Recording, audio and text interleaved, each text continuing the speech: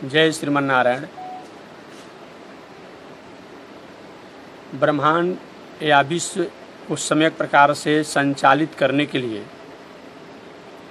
भगवान श्रीमन्नारायण समय समय से इस धराधाम पर अलग अलग अवतारों को लेकर के जगत के प्राणियों का कल्याण करते हैं। वह भगवान श्रीमन्नारायण कभी नरसिंहावतार के रूप में, कभी वामनावतार के रूप में, कभी और अन्य अवतारों के रूप में आते हुए मर्यादा की अक्षुण परंपरा को पालन करने के लिए रामावतार के रूप में भी आते हैं। भगवान मर्यादा द्वारा विश्व के समस्त प्राणियों की रक्षा और संवर्धन करते हैं। वहीं भगवान श्रीमन्नारायण रामावतार में जो प्रकट हुए, वहीं रामावतार भगवान द्वापर युग में कृष्णावतार के रूप में इस धराधाम पर आते हैं। और कृष्णावतार में आकर भगवान के संपूर्ण जो भी गुण हैं, उन सभी गुणों को जगत के लोगों को जनाने, समझाने और उनके दिल दिमाग में स्थापित करने के लिए कृष्णावतार के रूप में होकर के और जगत का कल्याण करते हैं। वह कृष्णावतार कृपा का अवतार कहा जाता है। कृपा का मतलब अहेतु अकारण करुणा, जो जिससे हम जैसी कामना न रखते हों उससे अधिक किसी पर कृपा कर देना, दया कर देना, यह अकारण करुणा है। ऐसे भगवान कृष्णावतार दया के अवतार हैं, अपने आप में करुणा के अवतार हैं। वो भगवान इस धराधाम पर अवतार लेकर के और जगत का मंगल करते हैं। कृष्णावतार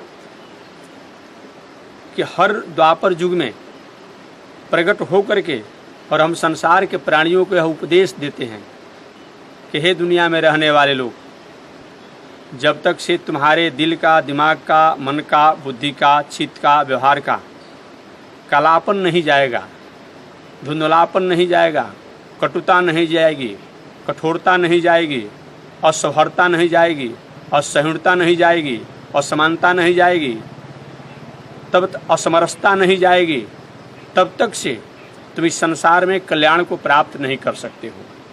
इसी उद्देश्य और इसी संदेश को जनाने के लिए भगवान कृष्णावतार के रूप में इस धराधाम पर आते हैं। वह भगवान भाद्र महीना के कृष्ण पक्ष के रोहिणी नक्षत्र के अष्टमी तिथि को प्रकट हुए, जिनका हर साल हम पूरे विश्व के लोग उनके जन्म महोत्सव को मनाते हैं। वह भगवान के प्रकट का काल बताया गया है कि सिंह मासे असिते पक्षे रोहिण्याम चाष्टमी तिथौ चरमार्थ प्रदातारम कृष्णम वंदे जगत गुरुम। सिंह मासे मानो भगवान कहना चाहते हैं कि मैं सिंह मास यानी भाद्र महीना में प्रकट होकर के मैं यह संसार के लोगों को यह विश्वास देना चाहता हूँ कि हे संसार में रहने वाले लोग, जैसे सिंह जंगल में रहता है, सभी प्राणियों को निर्भय करता है कि मैं हूँ तो तुम्हें किसी प्रकार का भय नहीं है, उसी प्रकार से मैं सिंह मास में प्रकट हुआ हूँ।